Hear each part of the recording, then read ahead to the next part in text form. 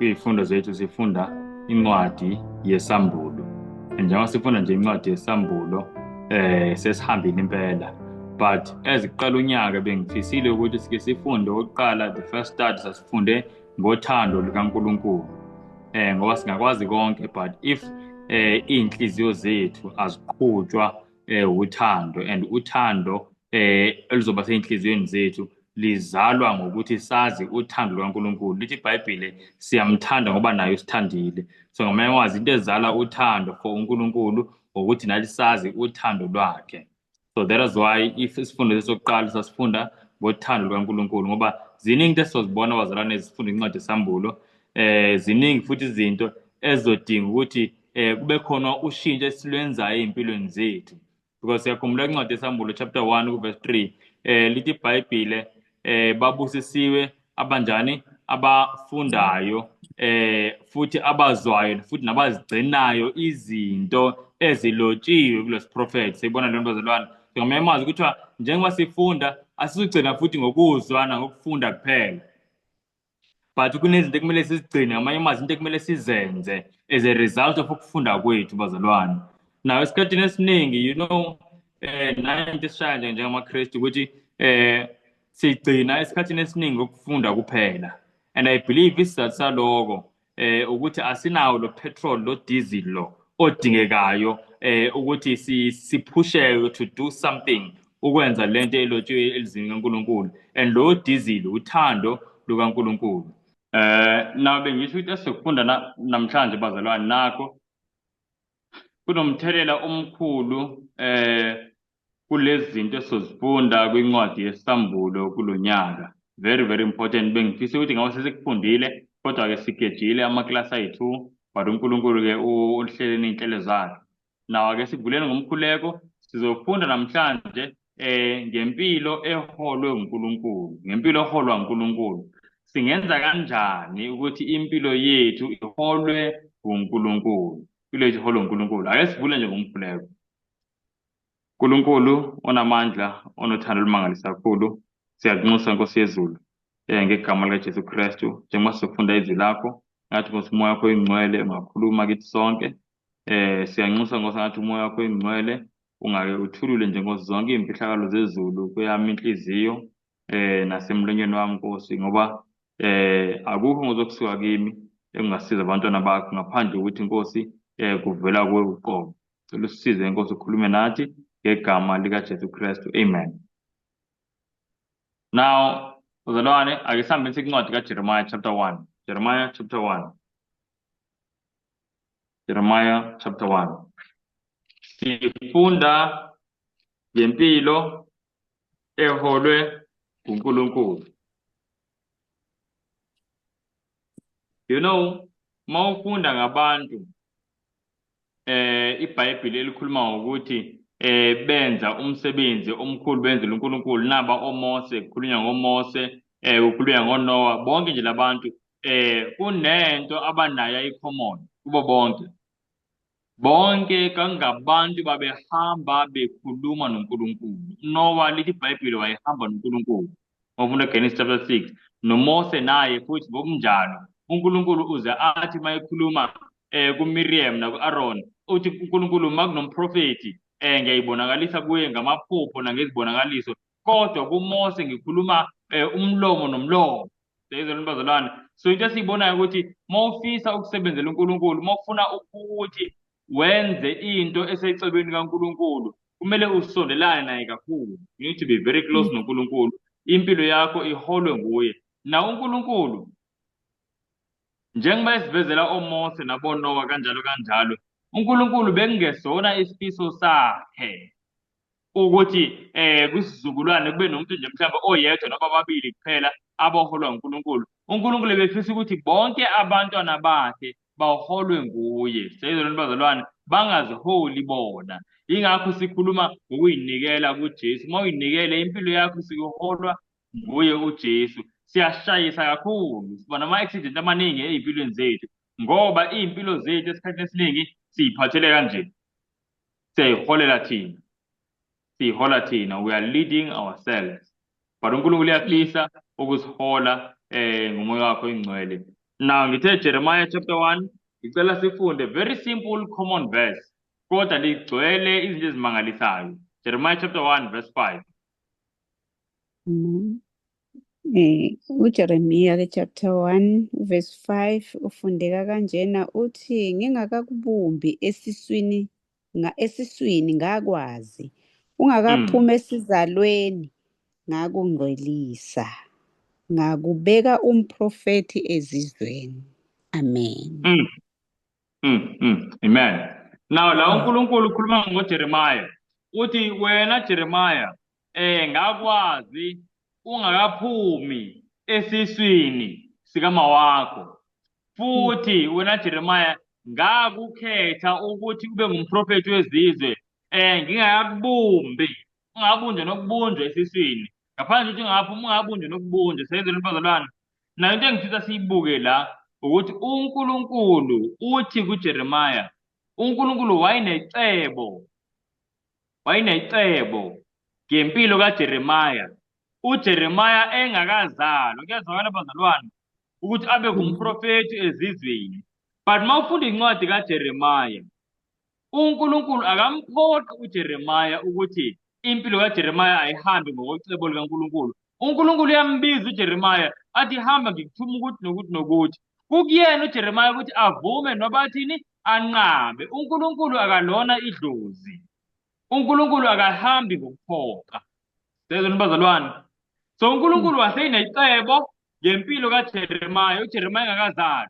But uNkulunkulu mayifika kuJeremiah uyakhuluma noJeremiah. Athi buka Jeremiah ngakukhetha ukuthi wenze lokhu ungakazalwa. Manje hamba uyokhuluma kwizizwe zakaJuda ukhulumele mina. Ungasho ukuthi uyingane ngoba ngizokufaka amazwi ami ukhulume amazwi amakhulu ungabasabi ukuthi abanye abantu. uJeremiah wayenganqaba athi inkosi ngeke noba ukhuluma uthini angifuni. Kuyenzeka abantu bayakwenza lokho. But uJeremiah simbonga uNkulunkulu wavuma. So nayi ilesson yokuqala engifuna siyibone. Ilesson yokuqala engifuna siyibone ukuthi uNkulunkulu uyalenza uhlelo ngempilo yomuntu. Kodwa akuyena wonke umuntu ophila ngohlelo kaNkulunkulu. Ukuze uphile ngohlelo kaNkulunkulu kumele uvume uNkulunkulu ukuthi akuhole. Njengoba noJeremiah wavuma uNkulunkulu mase efika kuye athi Jeremiah sengifuna wenze ukuthi manje. Kuyazwakala bazalwane. Now ngifuna ukwenza isibonelo ngoba izibonelo ziyakhuluma. Asithi mhlambe asithi ngizenza isibonelo nje mhlambe ngo Sister Mpho. Asithi ula eSouth Africa uyahlupheka imisebenzi ayikho njengoba sibona uzolo imisebenzi ayikho la eSouth Africa. Asithi mina ngumalume wakhe njengoba ngumalume wakhe nje uSister Mpho ngino connection abathile le esizwe mhlambe sase-England. Ngino connection kunemisebenzi eminingi njengamhlanganisela yona le England njengoba sike sibona abantu bendiza nje beyaphesheya beya ko-England. Now ngimhlanganisele konke ngingamhlanganisela kona kephi e-England kuhlanganiswa yima ngisho akuhlanganiswa nguye. Ngimhlanganisele bese ngithi mshana wami Mpho sengikutholela umsebenzi e-England. Manje sengitholile umsebenzi e-England. Nali ithikithi sengitholele nethikithi lokuthi ugibele uye kephi e-England. Ngitholela indawo yokuhlala, ngitholela umsebenzi, ngitholela yonke into e-England. Nali ithikithi ke manje gibela yona uye kuphi uye e-England. Now ngicela ukubuza abazalwane ningaphenduli. Sicabange nje kuphela. Mpho mase igibela esuka kephi e-South Africa e-England. Yini into yokuqala ekumele ayenze mayifika e-England? Into yokuqala kumele ayenze mayifika e-England angisho bazalwane ukufonela mina. Kumele enze njani? Angifonele. Maye ngifonela uyangibuza ukuthi sengifikile ke malume la e-England. Ngicela ukubuza ukuthi nje sengifikile ngizothini ke kambe? Bese ngithi hayi ima lapho ingane yami. Ukhona umlisi othile ezokulanda ugqoke isikipa esibomvu nekapisi eliyelo. Uzombona kanjalo uzokulanda ke akuhambise. Ngempela ambone lo mlisa nalo mlisa bengemiyalezile kompho ambone bahlangane ahambe. Mase isemotweni umlisa loshayela imoto abuza athi kambe ke dadewethu uya kuphi? Athi hawu kanti lo mlisa oshayelayo akazi ukuthi ngiyakuphi noma ngizazi, aphinde athathe ini ifoni. Ufonela mina ngila e-South Africa, uyangifonela ngibuza ukuthi malume, kambe lo mlisa ngizothi angise kephi, kambe ngizohlala kuphi kahle kahle. Ngimchazele ngithi hayi cha, kune-hotel ekuthiwa i-English Hotel. Uyayazi lo mlisa vele uthi nje yona English Hotel, ku-room number 777. Siyibona leyo nto. Hhayi ngempela enza kanjalo, amtshela umlisa. Mayifika lapho ehhotela angene ahlale kahle, athole ukudla alale. Mase ivuka ekuseni akhumbule ukuthi kambe la England angizange kuzodla nokulala, ngizosebenza. Manje njengoba ngila kule hoteli ngizosebenza kuphi kambe? Athi hayi othi ngicoshe ini ifoni. Angifonele futhi athi malume, sengilalile ngavuka sekusekuseni manje la England. Ingaba kambe malume ngizosebenza kuphi ngoba uthe ungihlanganisele umsebenzi? Bese ngimtshela ngithi hayi-ke yehla-ke manje e-downstairs uzohlangana nomuntu okanje kanje nakanje. Kodwa bazalwane, nayo into engifuna siyibone kule sibonelo. Laphaya e-England uMpho uloke eqhubeka ukuxhumana nami ngumhleli wempilo yakhe yase-England, ngoba uyazi ukuthi ukuze impilo ihambe ngokohlelo kumele eloke exhumana nobani? Nomhleli. Ayikwazi impilo ukuthi ihambe ngohlelo engaxhumani nomhleli, ayikwazi bazalwane. If mhlawumbe sithi lapha e-England athi eyi umalume ngiyamazi ukuthi uwumuntu vele olukhuni ostrict, kanti ngiyafisa mina la e-England ukuthi ngibone ukuthi amaklabhu la e-England anjani. Angagcina lapha seyibhema iy'dakamizwa, seyilabantu ekuthiwa amaphara, labantu abahlala ey'trateni e-England. Agcine seyiphila impilo ebuhlungu e-England, sihlala esitrateni. Seyizona bazalwane. Cha, hhayi ngoba yayingahlelwanga impilo yakhe, kodwa yingoba akaxhumananga nomhleli. Kuyazwakala bazalwane. So kuyenzeka ukuthi umuntu aphile impilo la emhlabeni, kodwa uthola ukuthi ayihambelani nempilo uNkulunkulu ebemhlelele yona, ngoba akaloke exhumene nomhleli. Ukuze impilo e-England kaMpho ihambe ngokohlelo, kumele loke exhumene nobani? Nomhleli, ngoba akayihlelelanga impilo. Nathi bazalwane lesi esiyifunda ngoJeremiya, uNkulunkulu uthi ngiyihlelile impilo yakho. Now lithi iBhayibheli uNkulunkulu akakhethi bantu, is no respect of persons. And uNkulunkulu njengoba lokho ekwenzile ngoJeremiya uzokwenza ngawo wonke umuntu. In fact ake sibukeni okunye, asine kuncwadi yamaGalathiya, Galatia chapter 1. Ngifuna sibone ukuthi uNkulunkulu lokho ayekwenze ngoJeremiya ukwenza nje kuwo wonke umuntu, umuntu uyamhlelela, kodwa abantu okumele badecide ukuthi ngaba sizoxhumana yini nomhleli, ngaba siyafisa yini umhleli ayihole impilo yethu. Verse 15 no-16. Okay. Verse 15 uthi kepha-ke mhla kwaba kuhle kuNkulunkulu owangahlukanisela kwasesiswini sikamame, wangibiza ngomusa wakhe ukuba ayambule indodana yakhe kimi, ukuze ngiyishumayele phakathi kwabezizwe, khona lapho angibuzananga nenyama negazi. Amen. Amanye amazwi angibuzanga ebantwini. Okay. Now ngiyayithanda leli verse, angazi ngasiyalize leli verse uverse 15 bazalwane. Uthi umpostoli uPawuli mhla kwaba kuhle kuNkulunkulu, ngisho angibe nje ngesizulu lesilula. Uthi mhla kwaba kuhle kuNkulunkulu, uNkulunkulu lo owangikhetha ngisesesibelethweni sikamama wami. Mhla kwaba kuhle kuye ukuthi angambulele umusa wakhe, wangambulela indodana yakhe ukuze ngiyishumayele ezizweni. Ngambulela lokhu ke uNkulunkulu owaseyivele ekuhlelile. Siyamuzwa uthini? Uthi ngangihlukanisiwe esibelethweni sikamama wami. Uthi God who separated me even from my mother's womb. Sizammonje nompostoli uPawuli kwenzeka the same thing eyenzeka kuJeremiya, ukuthi wayemkhethe kusukela esesibelethweni sikamama wakhe ukuthi uzoshumayela ngendodana yakhe. Engathi ngiyabona bazalwane nangompostoli uPawuli ebhizi ekhula efundiswa ukuba umFarisi, njengoba mawufunda ngayo umpostoli uPawuli ukuthi nobaba wakhe wayengumFarisi, efundiswa ukuba umFarisi, ezalwe ngomunye umFarisi, engathi ngiyambona ezwa ngoJesu, emzonda uJesu, ezonda abalandeli bakaJesu, ebabulala. Lo muntu seyikhethiwe kusukela esesibelethweni sikama wakhe. uNkulunkulu unecebo ngaye, akekho umuntu omaziyo. Ingakho umpostoli uPawulu, bazalwane, mayifika ku-Ananias lapha esakhumbula uthi uNkulunkulu, he is a chosen vessel unto me. Uthi lo muntu uyisitsha esikhethiwe kimi. Sayizwa leyo nto? Uthi uNkulunkulu umuntu ukhethiwe. Wayemkhethe nini? According to Paul, kuthiwa wayekhethwe esesibelethweni. So umuntu kuyenzeka zula. Wayenganqaba umpostoli uPawulu athi angizukwenza mina lokho. Wayenganqaba, but akanqabanga. Impilo yakhe ngempela yaqhubeka ngokohlelo likaNkulunkulu.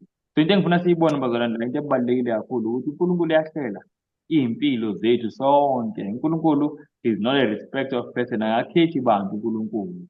Akwenzayo kulo muntu uyakwenza nakulo muntu. But uNkulunkulu ukuze kwenzeke lo afisayo ngathi, kumele thina sixhumane nomhleli. And uNkulunkulu esibonisa from step to step ukuthi ngifisa ukuthi impilo yakhe ihambe kanje manje. Kumele thina sivume lokho uNkulunkulu asiholela kukho. Now kuney'bonelo engifuna ukuzenza nje ngendaba yokholwa uNkulunkulu. Ake seni mhlambe incwadi ka-First Samuel yokuqala chapter 9.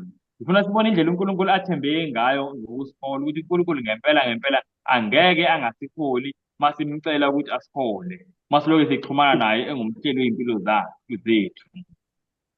Ku-First Samuel chapter 9 sesifikile Yes. to verse 5. Ake sifunde from verse 1 to verse 5.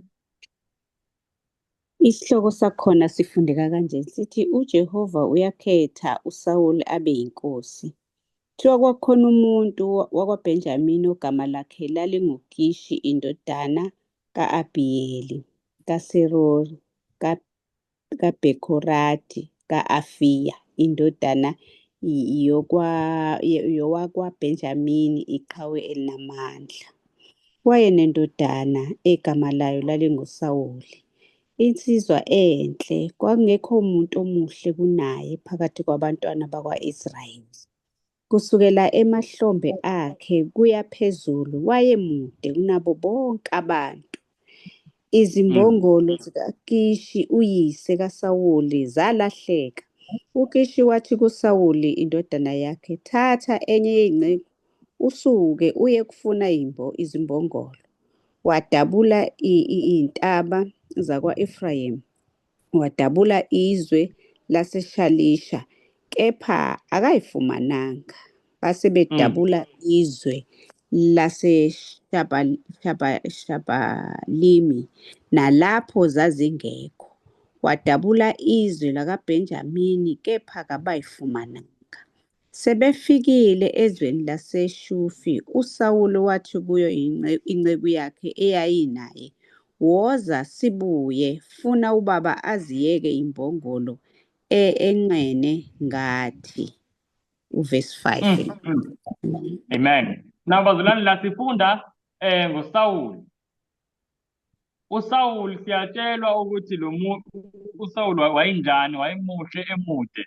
And then maqala ku-verse 3 sitshelwa ukuthi uSawuli kwakulahleke iy'mbongolo zikababa wakhe. Sezweni bazalwane. And uyahamba uyoyidinga iy'mbongolo. Ngifuna sibone izindawo azizulayo uSawuli. Kuthiwa uyazula intaba uSawuli ukuthi manje isho ngesiZulu-ke. Kodwa uqala ngentaba yase-Efrayimu, adlule kwintaba yaseShalisha, abese futhi nakwintaba yaseShalimu, aphinde futhi adlule kwisizwe saseBenjamini. Uloke ecinga izimbongolo. Siyabona le ndawo ezibaliwe ziwu-4. Uloke ezula enqamula iy'ntaba, ehambe awela imifula. Uyazula ubheka ini? Izimbongolo. uSawuli bheka izimbongolo. Ake siqhubekeni nayo indaba. Verse 6. Verse 6 uthi, yathi kuye, "Bheka, kukhona kulo muzi umuntu kaNkulunkulu, umuntu ohloniphekayo. Konke akushoyo kuyakwenzeka impela." masiye khona mhlawumbe angasitshela indlela esihamba ngayo. Wayesethi uSawuli kuyo inceku yakhe, kepha bheka, uma siya khona siyakulethani kuloyo muntu na, ngokuba isinkwa siphelile ey'tsheni zethu. Akukho nto esingayisa kulowo muntu kaNkulunkulu. Sinani pho? Elisibambeni lapho. Elisibambeni lapho bazalwane. Ngicela seqe-ke manje. Njengoba sesibona kunento eyenzakalayo kuverse 6 nakuverse 7. uSawuli angisho kuverse 5 uthe kwinceku yakhe asibuyele ekhaya manje kade sidlula sibheke imbongolo. Bazoze bayeke ekhaya ukubuka le mbongolo lapha ekhaya kuyigade le mbongolo esekhaya baze bazocinga thina. So manje kuzokonakala asibuyele ekhaya. Inceku kaSawuli ithi cha. Ukhona-ke umuntu kaNkulunkulu eduze nakule ndawo, ake sihambeni siyeni khona. Siyayibona lo bazalwane, ngoba vele sesiseduze. Mhlawumbe nizositshela ukuthi asihambeni kanjani. Indaba siyiphetha lapho-ke la uSawuli nenceku yakhe sebeya manje kulo muntu kaNkulunkulu. Yebo uyambuza ukuthi awasiphathanga lutho, nenceku iziphendule ekugcineni ithi cha, nami kukhona okukhona okuncane engikuphethe, nake sizokupha ini inceku kaNkulunkulu. Now esibukeni bazalwane, before kwenzeke yonke lento siyibona, before kwenzeke yonke le ndaba kunento uNkulunkulu wayekhulumile kuSamuel. Asifunde verse 15 no-16. Verse 15 no-16 uthi uJehova wayesemambulele uSawuli ngayizolo, uSawuli engakafiki, ethi kusasa ngalesi sikhathi ngiyakuthuma kuwe umuntu wasezweni lakwaBenjamini, uyakumgcoba abe ngumholi wabantu bami u-Israyeli, asindise abantu bami esandleni samaFilisti, ngokuba ngibonile abantu bami, lokhu ukukhala kwabo kufikile kimi. Verse 16. Verse 17. uSamuweli esembonile uSawuli, uJehova wathi kuye, nangu umuntu engakhuluma ngaye kuwe. Ngathi lo uyakubusa abantu bami. uSawuli wayesesondela kuSamuweli esangweni wathi, ake ungitshele ukuthi iphi indlu yomboni. Elesimeni lapho bazalwane. Elesimeni lapho. Amen. Siyabonga. Now ngicela ukubuza, ngicela si-unmute, ngifuna ukubona siyalandela yini. uSawuli yini eyamletha umuzi kaSamuel? Yini eyamletha kuSamuel? uSawuli. Wayefuna iy'mbongolo. All right. Umuntu wayefuna iy'mbongolo. Amen. The answer is true, it's correct. Ngicela futhi enye futhi. Akekho omunye onenye answer. Ukuthi wayefuna ulwazi. So okokuqala sithole ukuthi wayefuna iy'mbongolo. Yebo, that's true. Number one, correct level. Okwesibili sithola ukuthi wayefuna ulwazi ngazo iy'mbongolo. Number two, nalo that's correct. Khona okubuye kusele bazalwane. Lonke lama answer correct. Ngingakho bengifuna siwasho wonke correct, but kunenye esingayishongo eshodayo. Ngempela futhi ekuyiyona manje lesson lesiyifundayo. Lithi lana iBhayibheli bazalwane, kuverse 15, uNkulunkulu waseyimtshenile uSamuel ngayizolo engakafiki uSawuli. Ethi bheka kusasa ngalesikhathi ngiyokuthumela indoda ephuma ezweni laseBenjamini. Siyayibona leyo nto? Yona leyo nto ndiyo ukuthi ke umholi wabantwana bami. Ngamanye amazwi, into esiyitholayo la kuverse 16, uSawuli esuka eBenjamini, esuka lapha ezweni lakhe eBenjamini, eya lapha kuSamuel umprofeti, uya ngoba uthunyiwe nguNkulunkulu, kodwa yena akazazi ukuthi uthunyiwe nguNkulunkulu. Sezweni bazalwane, ngoba uthi uNkulunkulu ngizokuthuma indoda, noma ngizokuthumela indoda, uthi I will send thee a man. Yingakho mase ingena kuverse 17, uthi mayingena uSawuli lapha emuzini kaSamuel, yakhuluma izwi kuSamuel lithi, buka nayi indoda ebengikutshele ngayo seyifikile. Kuyazwakala bazalwane? Ngifuna sibone isimanga sento.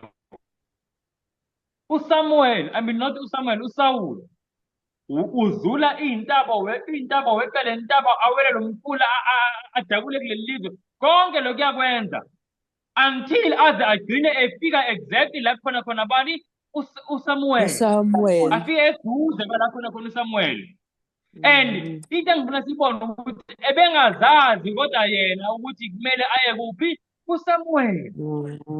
But uNkulunkulu ngoba umletha uNkulunkulu omholile ngokulahleka kwembongolo thina singaje nje kulahleka imbongolo nje kanti uNkulunkulu ubhizi uhola umuntu wakhe ukuthi afike endaweni la uNkulunkulu amfisela ukuthi afike kuyona. Siyibona ukuthi bazalwane nawo isifundo sethu la sithi bazalwane uma ngaba uNkulunkulu wayekwazi ukuhola uSawuli engacelanga uSawuli ukuholwa asiboniswa la kuthiwa kwavuka khona uSawuli wakhuleka wathi inkosi namhlanje icela ungihole ngiye kumprofeti noba ngicela ungihole namhlanje usuku lwami nje lihambe ngentando yakhe asikuboni lokho. Uma ngaba uNkulunkulu ekwazi bazalwane ukuhola uSawuli ukuthi afike la uNkulunkulu amfuna khona yini engacelanga lapho yini engenza ukuthi uNkulunkulu angasiholi sesimcela so uguqa uguqa amandla ukuthi inkosi ngicela ukuthi ungihole seyizwa leyo nto so la akwazi uNkulunkulu ukuthi angakuholi ube umcelile ukuthi akuhole akwazi uNkulunkulu ukuthi angakuholi akwenzeki ngoba uNkulunkulu uyathanda vele ukusihola singabantwana bakhe into ayithandayo uma uguqa ukuthi uNkulunkulu ngicela ukuthi uhole ukuphila kwami umnikeza ithuba uNkulunkulu lokwenza vele into ayithandayo. Kuyazwakala bazalwane? Yes. Amen.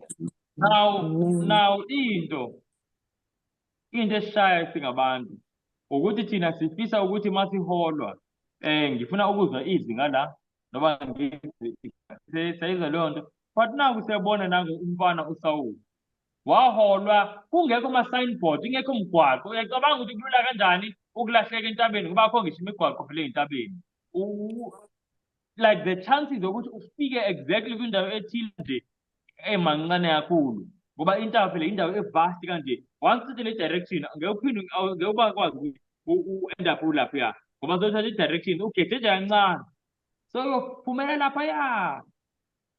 But naku uNkulunkulu wakwazi ukumhola uSawuli kungelizwi emane lizwi jika la seyizwa bazalwane. So ngisho ukuthi amandla kaNkulunkulu nendlela zakhe zokuhola ziyamangalisa kakhulu futhi nendlela yakhe uNkulunkulu yokuhola ngesinye isikhathi ayibonakali engathi uyakuhola. Uyayibona leyo nto?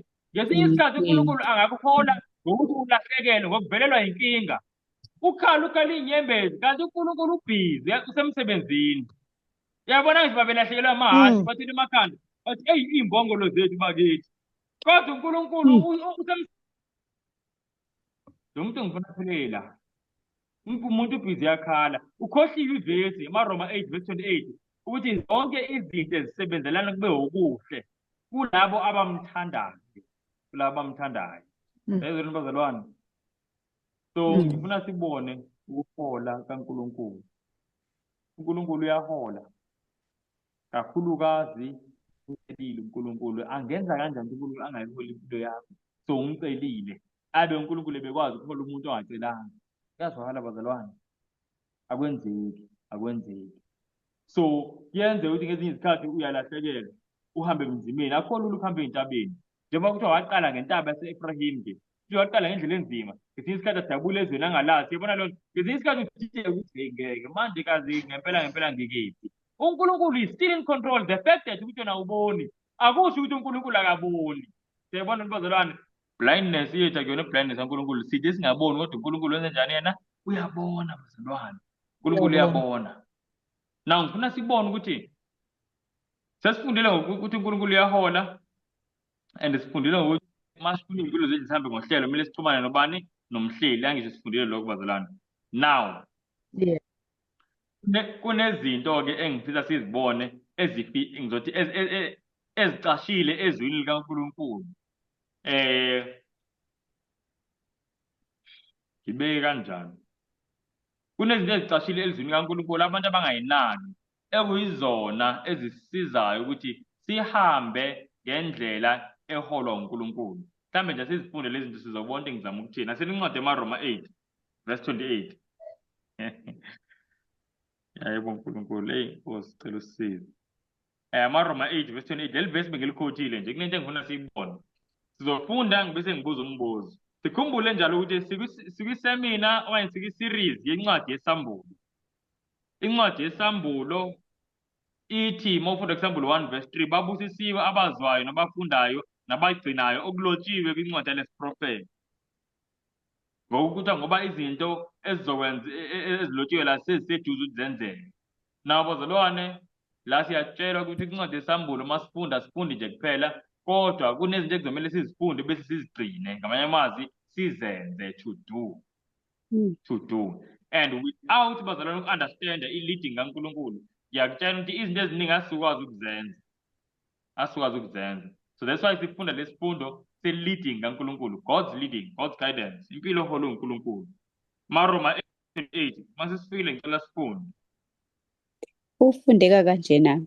Uthi siyazi ukuthi kwabamthandayo uNkulunkulu konke kusebenzelane kube ngokuhle kulabo ababiziweyo ngecebo lakhe. Amen. Amen. Nawo bazalwane, kuthiwa siyazi ukuthi konke kusebenzelana kube ngokuhle kulabo abenjani abamthandayo ababiziweyo ngecebo lakhe. Ngicela ukubuza ke bazalwane, from lama verse la, amaphi ama-conditions ekumele agcwaliseke? I hope ama-conditions ekumele agcwaliseke ukuthi konke okwenzakalayo kithi kusebenzelane kube okuhle. Ngisho noba into okuthiwa yimbi, kodwa uNkulunkulu akwazi ukuthi ngayo leyo nto embi akhiphe okuhle. Siyibona leyo nto bazalwane, bokubone wena inyosi. Yabona inyosi iyakwazi ukuthi inyosi-ke ngibuye la emakhaya, njengoba thina sihlele emakhaya, inyosi iye kwisihlahla senhlaba. Siyibona leyo nto bazalwane, iye kwisihlahla senhlaba, ukubone isihlahla senhlaba. Ngesinye isikhathi siveza iy'mbali, kuney'mbali eziyelo zijwayele ukuvela la kwisihlahla senhlaba, and mawuzidla ziyababa leza zinto, ziyababa ngendlela emangalisayo. Inyosi izoyothatha leyo mbali ebabayo, ilokhu ifaka nje kumakhekhe wakhona, kuphume kodwa into esweet ngale nto ebabayo. Sayizona bazalwane, uNkulunkulu engeke ahlule iy'nyosi edalwe nguye. uNkulunkulu uyakwazi ukukhipha into esweet ngento ebabayo, kodwa kunama-conditions akhona. Umbuzo wami uthi athini ama-conditions according to leli verse ukuthi uNkulunkulu enze ukuthi konke kusebenzele kube okuhle? Elinini unmute bazalwane niphendule ama-conditions. Okokuqala, abamthandayo uNkulunkulu nababiziwe ngecebo lakhe. Amen. Nawo bazalwane, khona ngicela ukukusho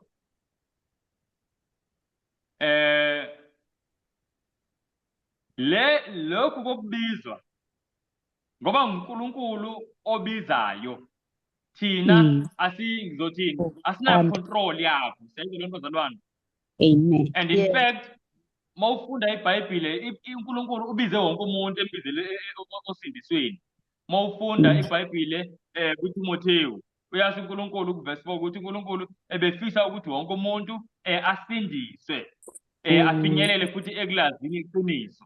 Nama ufunda ku2 Peter chapter 3 verse 9, uNkulunkulu uthi akafisi kubhubhe namunye. The fact that kunabantu abazobhubha akusho ukuthi uNkulunkulu kunencwadi ayibhalile wabhala ukuthi hayi lana khona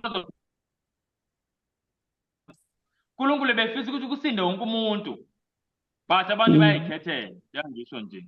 So lokho kokubizwa kaNkulunkulu vele ukuthi uNkulunkulu ubiza abanye, but bese ngisho nje ukuthi wonke umuntu ubiziwe, ukuthi all are called but few are chosen. Kunjalo nje.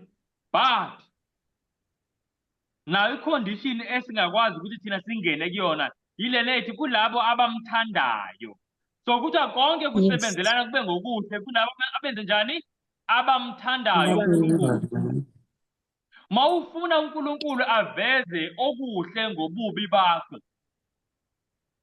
kumele uthini? Kumele umthande uNkulunkulu.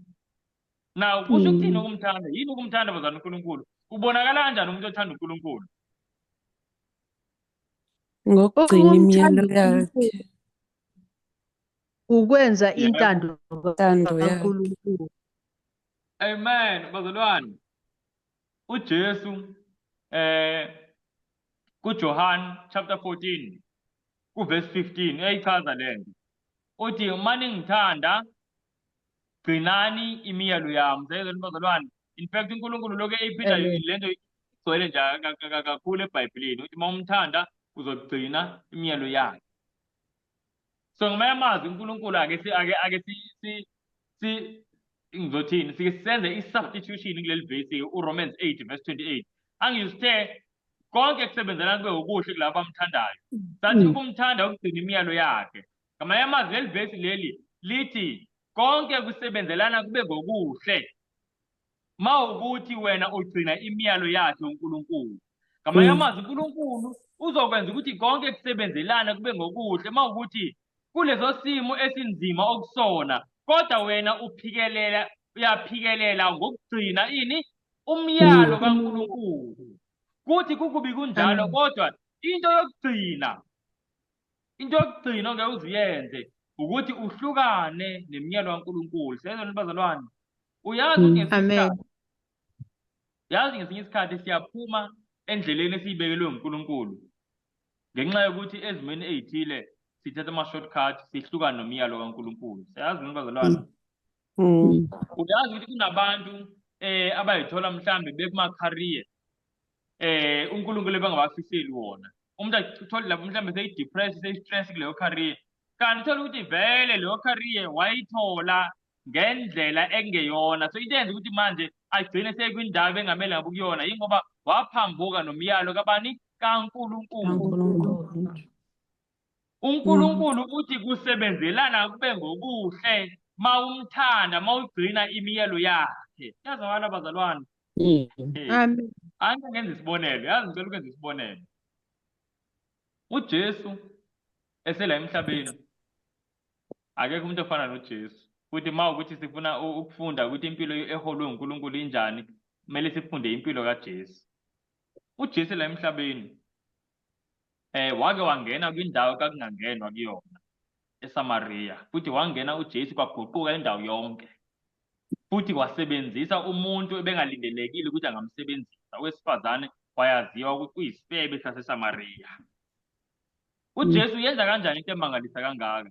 Kulula bazalwane. Le ndaba le iqala uyithole nje uyifunde monesikhathi kuJohn chapter 4. Le ndaba iqala lapha kuJohn chapter 4. In fact iqala kuJohn chapter 3 ma uyophela uJohn chapter 3.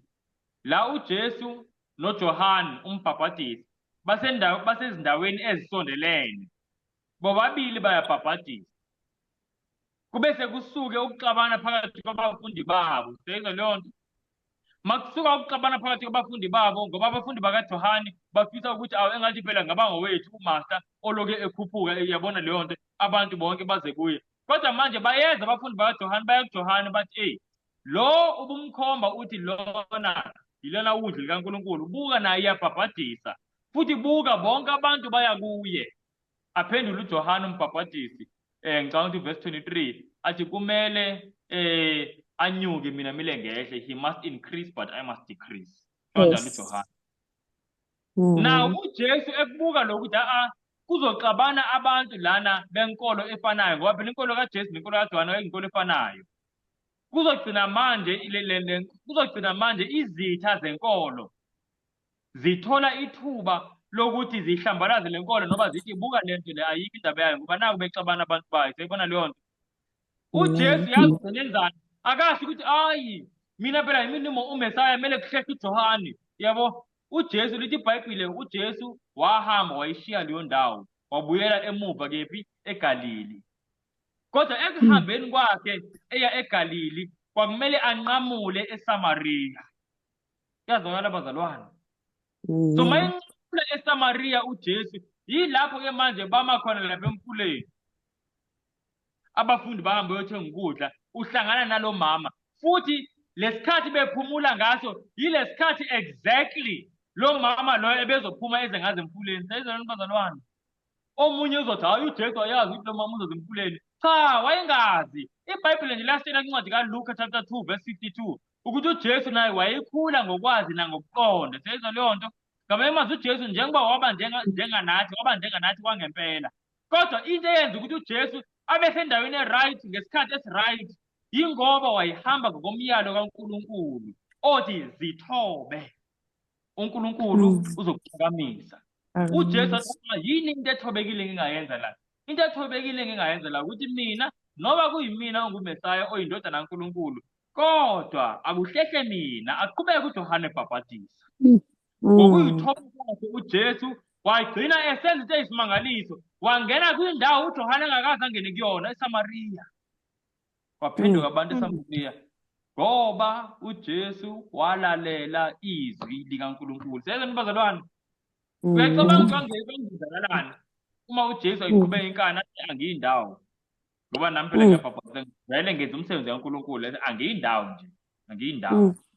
Mase kuxatshana ngamane kuxatshane, lo wamama wayiyofika emfuleni akha amanzi aphindele kule ndoda yakhe kwangeyona indoda yakhe. Siyayizwa lento bazalwane? Engasindanga. Kodwa ngenxa yokuthi uJesu walalela kwasinda umuntu, kwathi mase kusinda umuntu kwasinda abantu ngomuntu. Siyayizwa leyo nto bazalwane? So impilo ziningi nje ley'bonelo kwimpilo kaJesu. Yazi uJesu ngelinye ilanga uyoyithola le ndaba uma uyifunda kwincwadi kaMateyu chapter 14. Ufunde nje incwadi kaMateyu chapter 14 le ngizoyixoxa futhi. Ngelinye ilanga uJesu kufika abafundi bakaJohane uMbhaphatisi. Bamlethela umbiko uJesu ukuthi uJohane seyibulewe nguHerodi, umkhipha ikhanda bemngcwabile. Nangaleso sikhathi futhi kubuya abafundi bakaJesu abathumile ukuthi bayovangela. Bayabuya abafundi bakaJesu bajabulile, kodwa abanye futhi badangele ukuthi ekuvangeleni akuhambanga konke ngendlela ebelindele ngayo. Lithi iBhayibheli uJesu wababiza wathi wozani sike siyophumula. Naye vele wayenenhliziyo ebuhlungu ngoba kushone umzala wakhe uJohane wayemzala wakhe uJesu. Wathi asike sihambeni siyophumula sisuke nje phakathi kwabantu.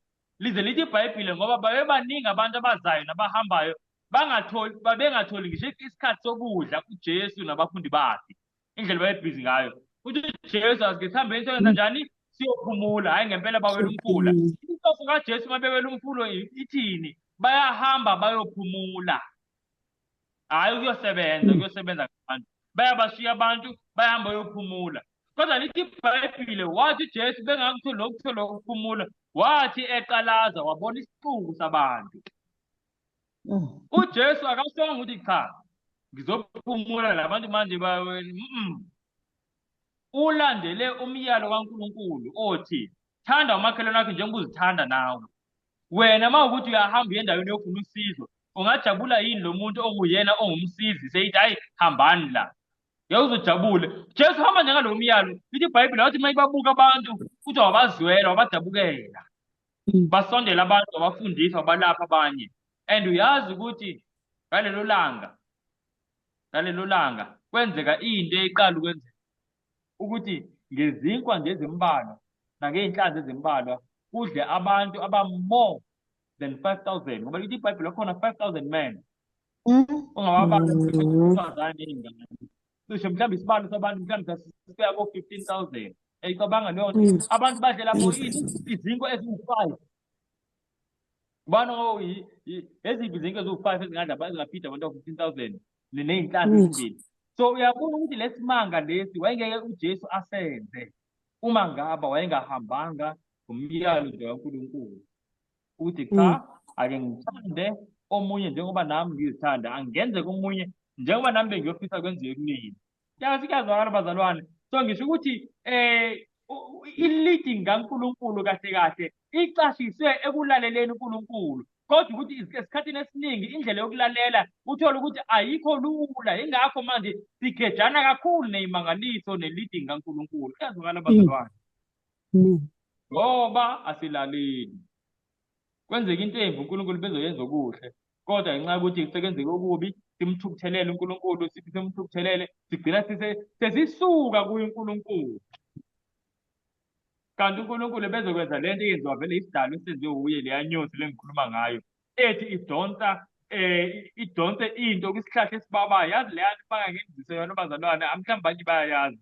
La emakhaya bathi yelapha imikhuhlane yaleyo season, but every season makuvela leya flower lapha enhlaba iyona edingekayo for umkhuhlane ozobe ufika kuleyo season njengemikhuhlane ehlukile nje iyababa sike siyiphuze iyababa kodwa inyosi iyahlala lapha idonse lapha izokhipha okunjani okumnandi uNkulunkulu ngeke ke ahlule inyosi ayidale yena ngisho noba isimo sibaba kanjani uNkulunkulu uyakwazi ukukhipha into esweet kodwa masimlalela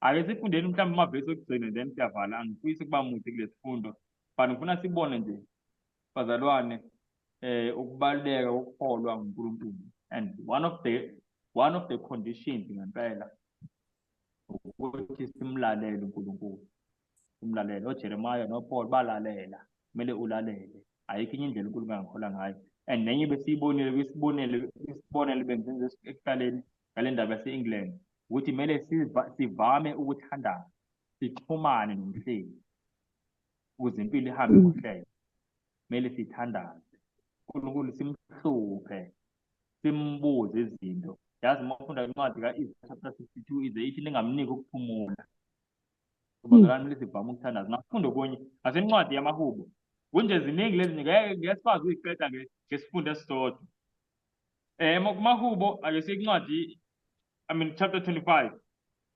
mahubo 25 ake sibuke uverse 4 and then sibuke noverse 9 uverse 4 wakhona-ke ufundeka kanjena uthi ngazise imendo yakho Jehova ngifundise izindlela zakho uverse 4 uverse 9 masiya kuwona uthi abathobekileyo ubaholela kokulungileyo abathobekileyo ubafundisa indlela yakhe uNkulunkulu ayile manje nje ukukholwa uNkulunkulu sihamba indlela yakhe first thing esiyitholayo repeater lokho ebesikhulumile verse 4 ukuze uthole indlela kaNkulunkulu kumele uyicele ithi show me thy ways O Lord teach me thy path ukucela indlela kaNkulunkulu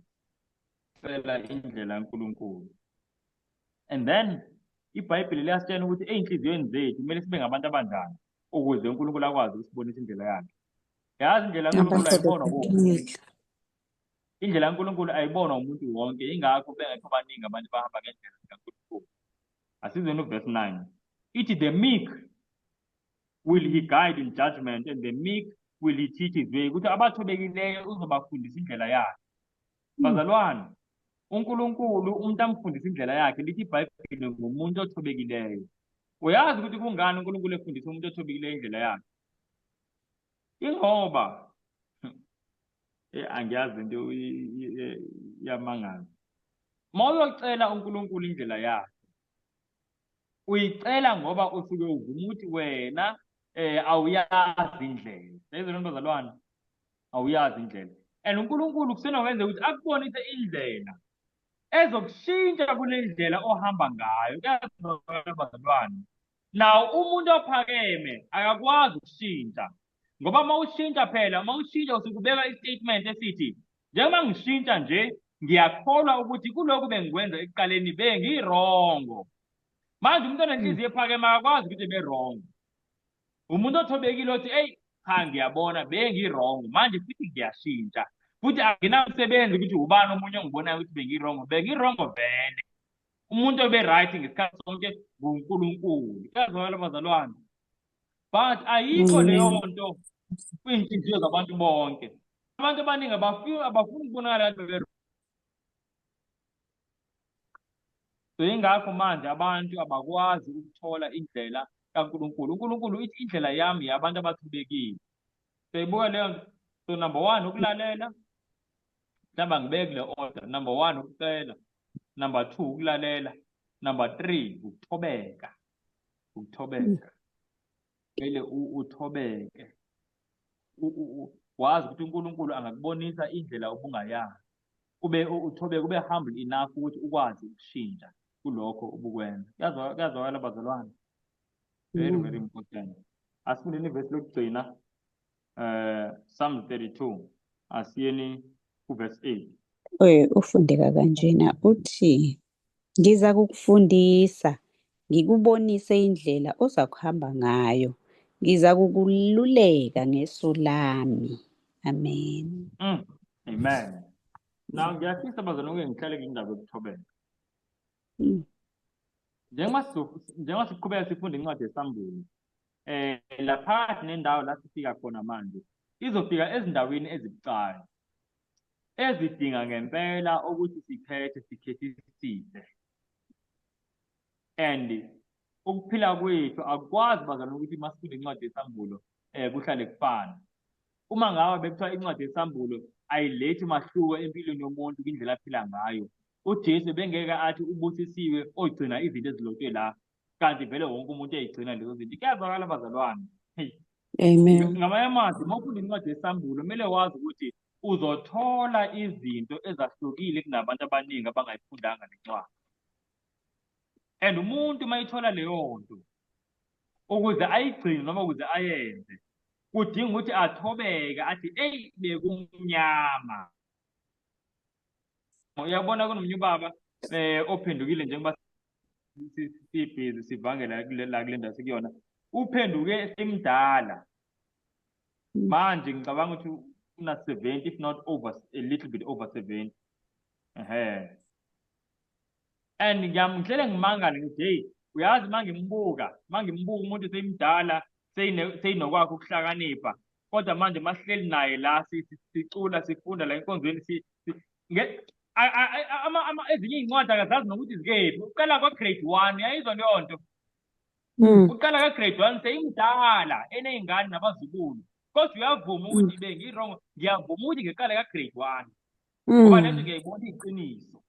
Kaloku ibhile incwadi mawuthi ake afike incwadi kaHabakuk uyobheka kuqhamuke mhlambe enye ingane kulezi ngane ezilanazo ezifundayo imbonise ingane, ahleka bonke angathi eyibo bakithi ave kunzima sengibonise ingane, ngoba lo muntu enhlizweni yakhe uthi vele bengingaboni, vele bengingazi, vele angazi, thobekile.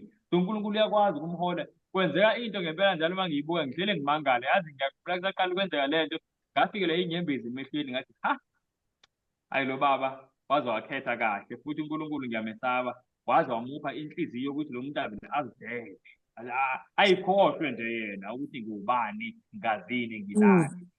Yabo, athi ngizoqala phansi ngibe ingane njengoba noJesu wake wazalwa waba ingane emangalisayo.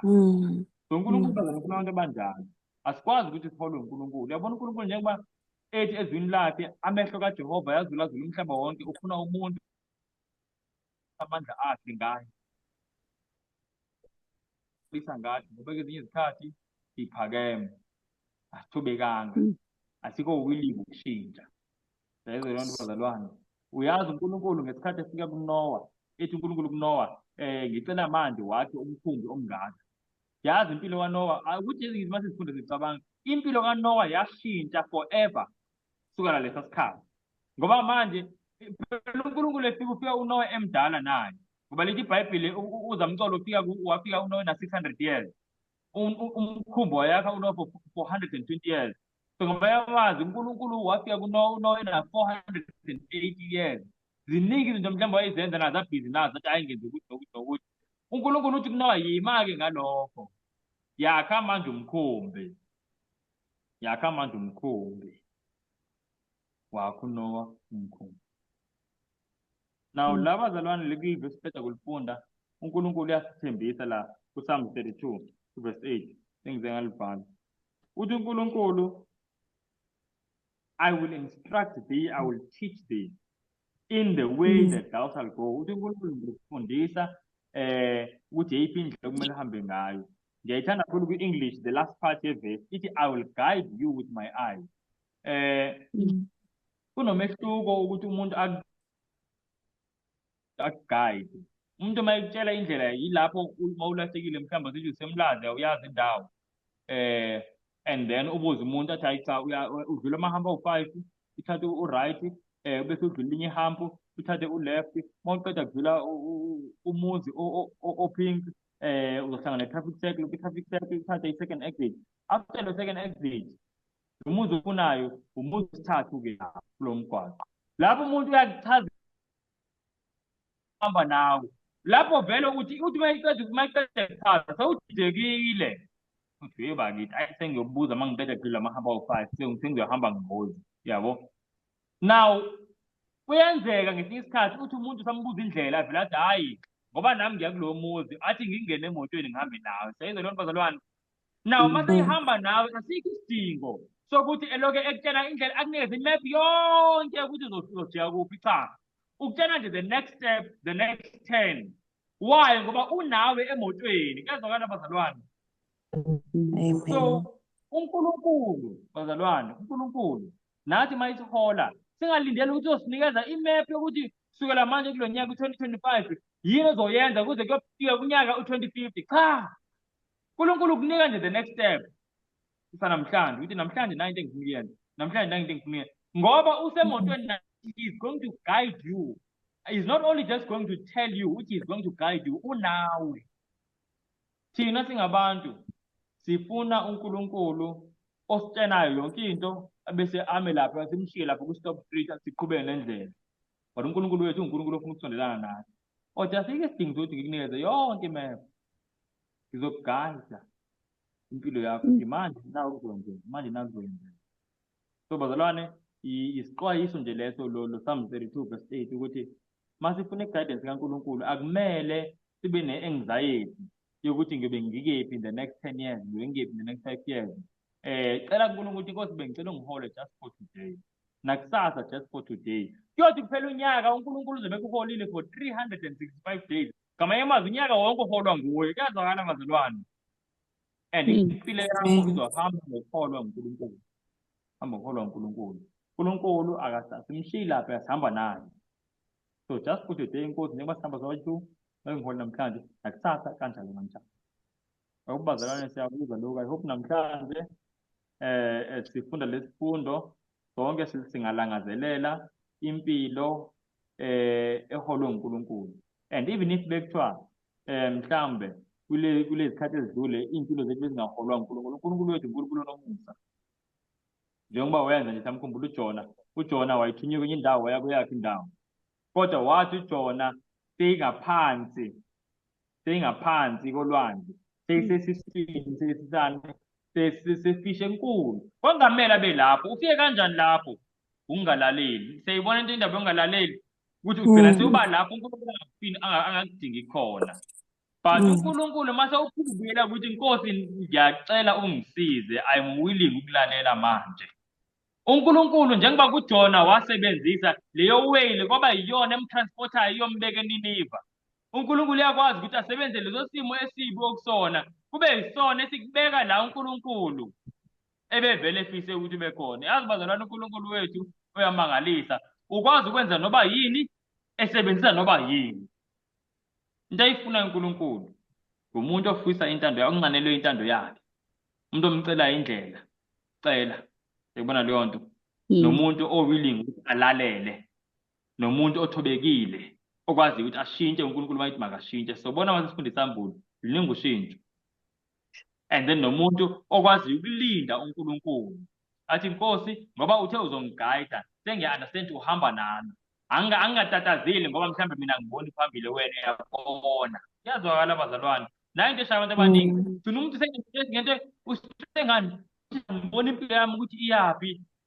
Relax, uNkulunkulu uyabona. Yabo, uNkulunkulu angisho niyabona. Miyeka aqhubeka ashayela, wena qhubeka ukhuleka umcele umlalele kuphela. Uyazi ukuthi anxious ngesinye isikhathi ugcina sewenza into uNkulunkulu angayifuni. Hayi angiboni impilo yami iyaphi, futhi ngiyahluphekela, ugcine sewuthini sewungena kwithenda bengamele ungene kulona uyabribe. Noma mhlawumbe angiboni impilo yami iyakuphi ngifuna ukushada, ugcine sewushada umuntu bengamele umshade. uNkulunkulu bekutshela ukuthi abantu abanje awuhlangani nabo. Kodwa yini ekwenza ukuthi ugcine ungalaleli? Anxiety. Awuyibambanga lento ku-Psalm 32:8. Kubalulekile bazalwane lento eziwu-4 lezi. Ukucela, nokulalela, nokuthobeka. Nokuthi nje ukwazi ukulinda uNkulunkulu. They that wait upon the Lord shall renew their strength. They shall mount up with wings like eagles. They shall run and not be weary. They that wait upon the Lord. Ake sivaleni ngomkhuleko. Father, in the name of Jesus Christ, Nkosi siyakubonga kakhulu ngelizwi lakho nangesifundiso sakho.